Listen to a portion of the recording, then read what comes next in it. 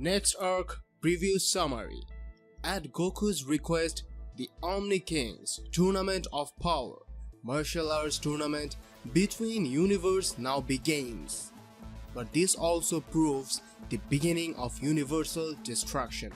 What awaits the victors of the tournament and the vanquished? How will these intense team battles between the allies of each universe turns out? The next arc of Dragon Ball Super is going to be bigger than anything we have ever seen before. We will get a massive multi-universal survival tournament involving all 12 existing universes. DBS has been building this up ever since the beginning. The moment they mentioned there are 11 other universes, we all knew something like this would eventually happen. Except none of us imagined the gods will decide to go so hardcore, as the losing universes will get destroyed. Guys, this is not a fun martial arts tournament anymore. The fighters will fight for their lives and, most importantly, existence of their universes.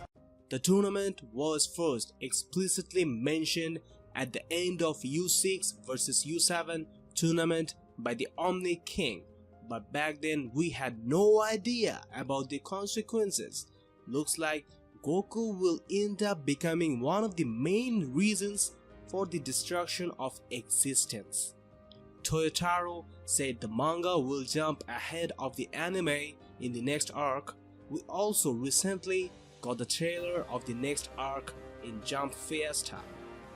The trailer was made manga styled even though it's for the anime, as the series is yet to start producing it, and undoubtedly it's going to take a lot of effort as they must introduce a whole set of new characters. Hell yeah! We are going to see 10 new gods of destruction. Imagine how hard it's going to be for them to introduce so many new characters. This arc has the potential to go down as one of the all-time best. We have this picture of all the gods of destruction along with the Hakaishin as pairs. This looks like a snap from the anime, but it's a fan art. Not a baseless fan art though, it's just a colored version of the manga scan we saw in the teaser or trailer of the Universal Survival arc made by Diecast on DeviantArt. Of course, the original looks might differ as the colors were given according to the artist's imagination. The coloring is done well, but the choice of colors is a bit off. I think the picture is better.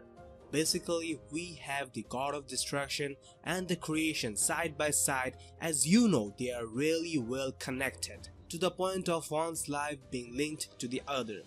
This shot from the trailer doesn't reveal much. Obviously, we can identify Beerus and Champa, but other than that, nothing much. We can see U7 and U6 Hakaishins though.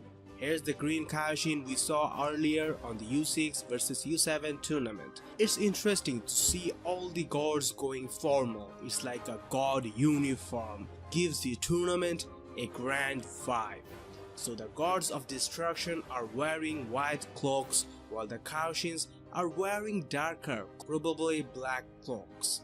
We see Champa and Beerus are brothers, meaning of the same species, but what about the other gods? The difference of shape is very apparent. I don't think all of them will have the same tones as that of Beerus or Champa, the only difference being their size and looks. That would be super weird. The giant one here caught everyone's attention. Could this be, finally, the return of the legendary Super Saiyan Broly? No, JK. But whatever that is, I have my hopes high as we don't see too many giant-sized powerful characters in DB, especially these days. So I hope we would have a top-tier God of Destruction in terms of power and strength. Thanks to Goku, in this tournament we have two Omni Kings. This is one thing that bothers me. Will it always stay this way? 2 Omni King does seem a lot weird. Do you think there's a minute possibility that something might happen to one of the Omnis? And at the end, we'll have only one Omni King in this original timeline multiverse. Also, Whis explained how even the smallest of change due to time traveling can change the course of history. So what about this one? Omni King is like the biggest deal ever, and he is here living in a place he wasn't supposed to be in. That's one of the many things I'm looking forward to know about. Okay, now let's take a look at our very own squad. So we have a 10-man team. This is going to be interesting. It is hinted that the tournament will have team battles instead of one-on-one. That sounds quite reasonable given there are 12 universes, and if each universe has 10 fighters, one-on-one would take forever to finish. Given the number of fighters, I think 2 versus 2 or 5 versus 5 team battles would be perfect, and at the same time would be very refreshing. But then again, who knows? Toriyama might do something crazy and give us a 10 versus 10 battles.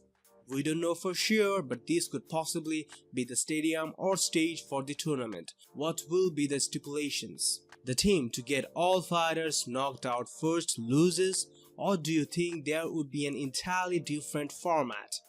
Maybe like a Royal Rumble? Remember BoJack Unbound movie? There's this pole in the middle. What could that be for though? Let me know your predictions and theories in the comment section below.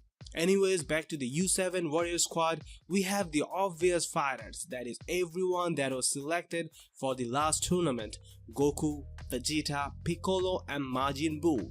Then the 2 biggest surprises, Gohan and Android 17. Gohan, of course, is in his ultimate form look, and it looks like he trained. It will be interesting to see what motivates Gohan to change his track and fight in the tournament. The next arc will start on the manga first and then on the anime series. That is, we will all have to wait till February.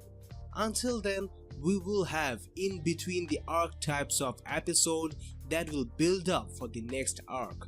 In these episodes, they might highlight the story behind the Universe 7 team. We might have a few episodes centered around Gohan, like the next Dragon Ball Super episode 73 is going to feature Gohan. There's going to be a Simon movie and Gohan will be around there as a stuntman. I think it will basically be a fun episode, but like these they might slowly move towards a solid story. As we know, the multi-universal tournament won't be a fun and chill stuff, as the losing universes will be annihilated. So this might be the exact reason Gohan finally decides to fight, as he has to save his loved ones. In fact, the title of the Dragon Ball Super episode 74 is "For the Sake of Who He Loves." Maybe that could be a Gohan episode where we see him getting ready to fight.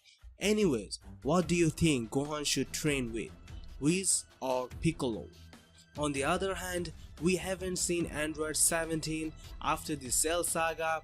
He was shown in a well-known fan series DBGT and had obtained a new form. But back to the official story, what do you think will be the story behind Android 17? I think they should slip in at least one episode where we will find out 17 and we'll get some details about him.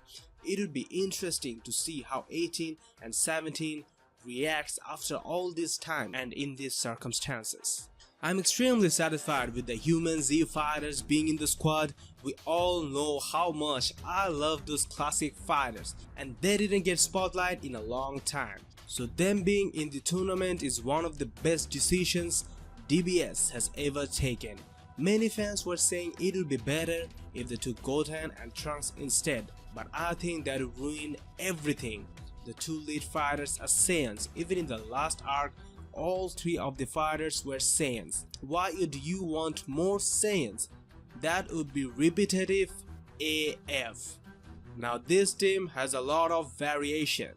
I understand Different people have different tastes, but I love the seriousness in Dragon Ball. Goten and Trunks doesn't look nearly as serious as, for example, Tien. Honestly, I think Roshi, Tien and Krillin are better as characters than Goten and Trunks. Also, Master Roshi is one guy who deserves to be in action even in Z. He is only getting the respect he always deserved. I'm 100% happy to see Roshi in the squad.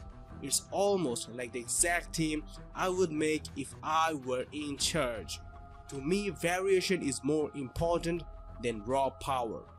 Well, that's about comment your theories and predictions about the next arc down below. Note that the fan guy is a bit sick, so I just did this video for him. See you in the next Dragon Ball video.